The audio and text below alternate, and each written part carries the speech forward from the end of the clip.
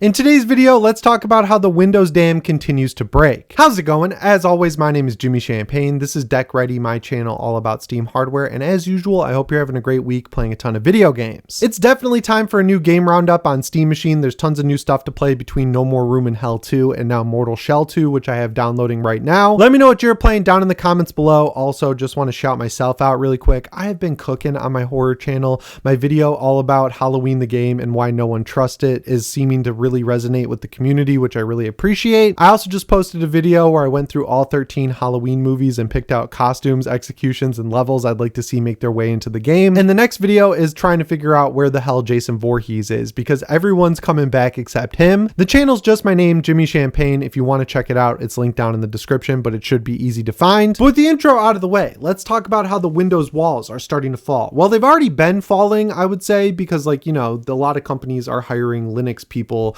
to make sure their anti-cheat works on Linux. We've seen tons and tons of Ubisoft games come out without launchers required. Same thing for EA. It seems like through sheer force of will, we are getting these companies to actually listen to us and release their games correctly on PC so that they work on Steam hardware and Linux as a whole. Then you get some rough patches like Marvel Tokon. Apparently that PC port launched in a pretty rough state and people were asking why it doesn't support Proton, and then the developers compared it to supporting Nintendo Switch 2, which all you got to do is just use the right anti-cheat. The one you're using is supported on Linux. It's literally a drag and drop file. So we're still running into issues where for some reason developers who are making games for computers don't understand how computers work. But other than that, things are heading in the right direction. But this thing that just happened, it really got me excited because Epic Games is actively working on a full Linux client for the Epic Games Store. Now, on the one hand, not super exciting. I don't love the Epic Games Store. I don't think many people do out there.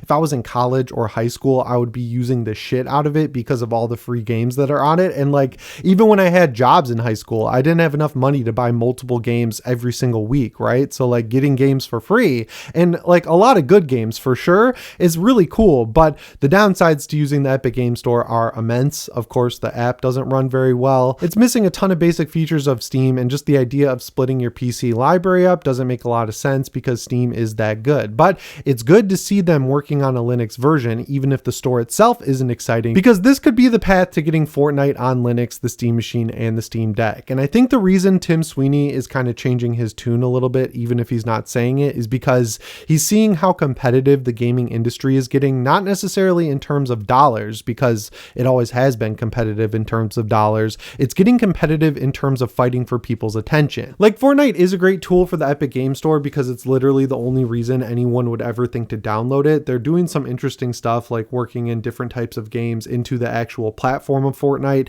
They bought the Rock Band developers and made a Fortnite mode that's just Rock Band again. So they're treating it like its own little metaverse, and that's a good sort of vehicle to get people in on your ecosystem. But people have a lot of choices right now, right? You could get a PS5, you could get a Switch 2, you could get an Xbox, you could get a Steam Deck, you could get a Steam Machine. And the more you do to keep people on your platform is seen as super important right now, because you want people on your platform spending money, because if they leave for another platform, those other platforms are working just as hard to keep them. And the worst case scenario is that their efforts work and they abandon your platform forever. And I would say this race to get people's attention just became even more cutthroat thanks to the prices of everything going up astronomically. We're going to talk about it in the second news story, but the other shoe has dropped and everything's price seems to be going up again. So if you get people on your platform now, it's really important because they're probably going to stick with whatever platform they have right now for the next 3, 4, maybe even 5 years, because you have to have a dual 6-figure income to just get a house right now. So the idea of that being so unobtainable makes the idea of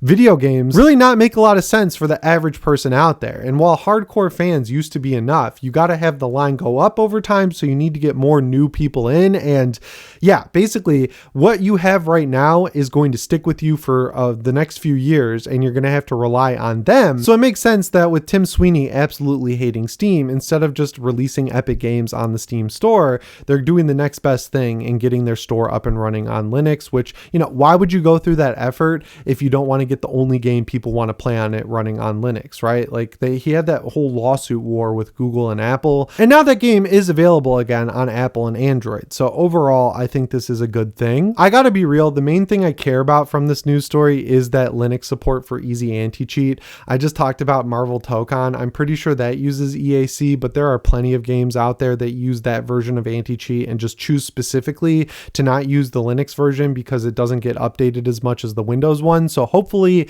having someone in charge of the Linux branch of that anti-cheat, which I think is the most popular form of it, results in more games being playable on SteamOS and Linux as a whole. And it's just so stupid to have a publisher like Sony making these moves. Like, there's two things that they've done recently that really piss me off other than getting rid of physical games. The first one is Spider-Man, Spider-Man Miles Morales, and Spider-Man 2 are all on PC. By all accounts, we're getting Spider-Man 3 or Spider-Man Venom after Wolverine is out the door. How can you release 3 games in a franchise and then decide not to continue with it, right? Like, I don't think anyone's going to buy a PlayStation 5 just to continue that series, especially when most people who play Spider-Man 2 think it's worse than both Spider-Man 1 and Miles Morales. So like, you already have a down reputation. You'd think you'd want that game to continue forward on PC because that's one of, if not the best selling Sony franchises on Steam in the first place. And then the whole Marvel Tokon situation really bugs me because like Sony up until now was really supportive of the Steam Deck. They made full on graphics and really told people that their games were Steam Deck verified. Like, they put effort in, and now we get a brand new game that looks pretty cool and could use more players, right? Like, it's a fighting game. It's not going to be the most popular thing in the world, but then they choose to block SteamOS devices just because now they see themselves as at war with Linux and Steam and Valve and everyone else in the PC space. So it's just a weird situation. It's like so petty, so dumb. But if that game was available on Steam Deck or Steam Machine, I definitely would have bought it because I think the idea of a handheld fighting game is just really cool. And I'm obviously really into Marvel, but I could buy it on PS5, but my PS5's in the living room. I really like playing in the basement right now. I don't have space in my entertainment center for a PS5, so making the move to just block the anti-cheat for literally no reason lost you a sale. And I'd imagine that there's a big group of people who probably also would have picked it up if they were able to play it on their Steam Deck or Steam Machine, or now their custom SteamOS PC. But that brings us to the second news story here, which is just basically a PSA. Like, I get that things are really expensive right now and no one's like happy with where prices are, but prices are catching up to where Valve was just over a month ago with the Steam Machine, and it's not looking pretty. So if you're in the market for anything, I would personally buy it now and take the hit and just like realize that whatever the price is right now is probably the cheapest it's going to be for the next 3 to 5 years. Now, thankfully, it seems like most of the people who watch this channel already have Steam Decks. Like, I know a lot of people come in to learn about the Steam Deck and decide whether or not it's worth buying, but I just imagine that, 5 years in or so to the life cycle of this handheld, if you were going to buy it, you bought it during the multiple sales or bought it when it was way cheaper. And that makes me feel better because if they were launching it at this price, it would be a really tough sell for most people. But getting back on track here, a lot of the GPU manufacturers are starting to raise prices. A lot of the motherboard manufacturers are starting to raise prices. Like, my external SSD I edit off of was dying over the weekend. It's so slow now. I can't wipe it because I have so many video files on it, but I tried repairing it and that helped a little bit, but I think it's on its last leg. I paid $100 for a 2 terabyte external SSD from Samsung like 4 years ago when I bought it. The same drive right now, not even a faster drive, the same few generations old drive that Samsung was selling 4 or 5 years ago is now $400. That's an insane increase. So what am I going to do? I'm not going to pay that. I'm just going to deal with it until it dies. And then I might have to go to my 5 terabyte spinning disk drive, which will slow down my edits, and that sucks. But like, literally every single component is now starting to catch up. So just like I said back when the Steam Machine's price was announced, it might seem like it's expensive compared to other stuff right now, but everything's being affected by the exact same factors. So anything that's cheaper but more powerful is going to be more expensive in just a few short weeks. And look what happened. All the prices are going up, and now you can still find some clearance deals at Micro Center on pre-builds, or go to Costco and get a 5060 build for, I don't know, $1,000. But no matter what you're trying to buy, the best price you're going to get right now is still terrible compared to where they were just even last year. Like last November, the prices were better than they are now, and it doesn't seem like it's going to get better. And the best part is everyone's saying it's just going to get worse going into 2027. So it's just a PSA, man. Like, I get that it sucks. We can't do anything about it. And it's just going to get more expensive. Your option in a year is going to be buy a PS6, buy a Project Helix. There's no way those things are less than $1,500, $1,600. I mean, like, the prices aren't even guessable right now because the prices are still going up.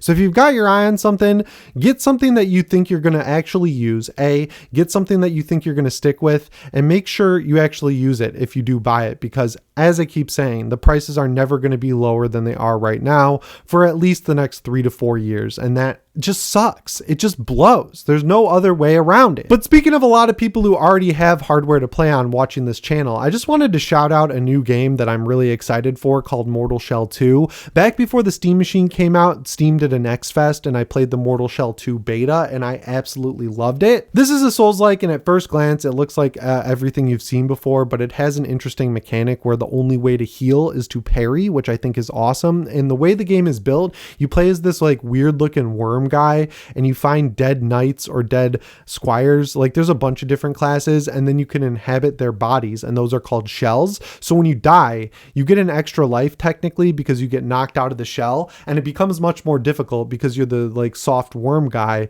And if you fight your way up and fill a bar, you can re-enter your shell. So there's the gameplay loop. And I would say this is the first Souls-like since Elden Ring that's really pushing exploration as a main feature. Like, you can get through the game with the main shell you find very early on. But in the first game, it really benefited you to go to different areas and find new shells because, you know, you want to have a different type of moveset. And they've expanded that a lot in this game where you can make full-on builds. You can find weapons, you can find sidearms. It looks like a great traditional sequel in the sense that they took a great game and just made it better and added more to it instead of trying to reinvent the wheel. It's also not a full price game. I paid $60 for it to get the early access because, you know, I want to try it for a video on Steam Machine and I didn't get a review key, but the normal price is $50 and that seems pretty fair because on both Steam Deck and Steam Machine, it runs pretty well. Even though it's Unreal Engine 5, it looks like they optimized the hell out of this game. On Steam Machine, you can run it at 1440p, high preset, TSR set to balanced, and you'll get 60 FPS throughout the entire game. And on the Steam Deck, they have a preset selected, which is the lowest of the low, which should hold 30 or 40 FPS throughout most of the game, but you can actually go into the properties, set it to Steam Deck equals 0%, command %, unlock the graphics menu, set TSR to balanced, and then turn global illumination to medium. If you do that, the game will look a lot better because the default setting they have selected turns off the fog entirely, and bringing the global illumination back re-brings in the fog, and TSR on balance looks pretty good and it'll run at 30 FPS. That's the setting Steam Deck HQ recommends, but that's the exact settings I was using during the beta period when they had an open beta for a single player game, which I thought was an interesting way to put it because it's effectively a demo. The other game I highly recommend that I'm going to look at in the next game testing video is No More Room in Hell 2. It's an 8-player zombie extraction shooter, and the real hook in this game, other than getting in or getting out, is that you can get infected, but it works really cool because you don't know if you're infected just from getting bit. Like, if you get hit or bit by a zombie, you'll take damage, but there's no indicator visually that you're infected. You have to listen for your character to start coughing, or you'll see like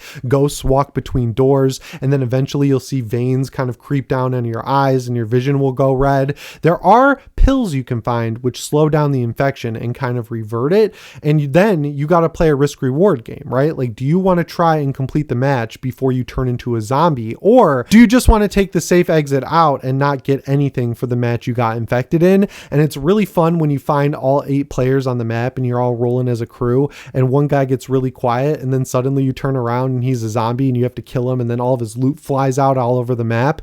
That's genuinely new in the zombie genre, and I really enjoy this game. Also, really well optimized. I'm running it at high settings on Steam Machine, 1440p, 40 FPS. So yeah, it's $30 normally. I think it's still on sale for $23, but between that and Mortal Shell, we're getting some really good games right now, whether you're on the Steam Deck or Steam Machine, and I think that's really cool. And we're about to get a whole lot more because there's so many games coming out before GTA 6. So it's one of those years where you're gonna have to pick and choose what you really want to prioritize. But man, between like Wolverine, Mortal Shell 2, No More Room in Hell 2, Control Resonant, Silent Hill Townfall, Hellraiser Revival, Halloween the game, it's one of the worst years for me in that perspective because there's so many games that are made specifically for me. But I requested a review key for Halloween the game. Definitely check out my channel, Jimmy Champagne, if you want to see that. But of course, I'll test it on the Steam Machine and Steam Deck as well and let you guys know about it here. And if I don't get a review key, I'll definitely still cover it. Anyway, guys, that's all I've got for you in today's video. As always, my name is Jimmy Champagne. I'll see you in the next one. Thanks for watching and shape on.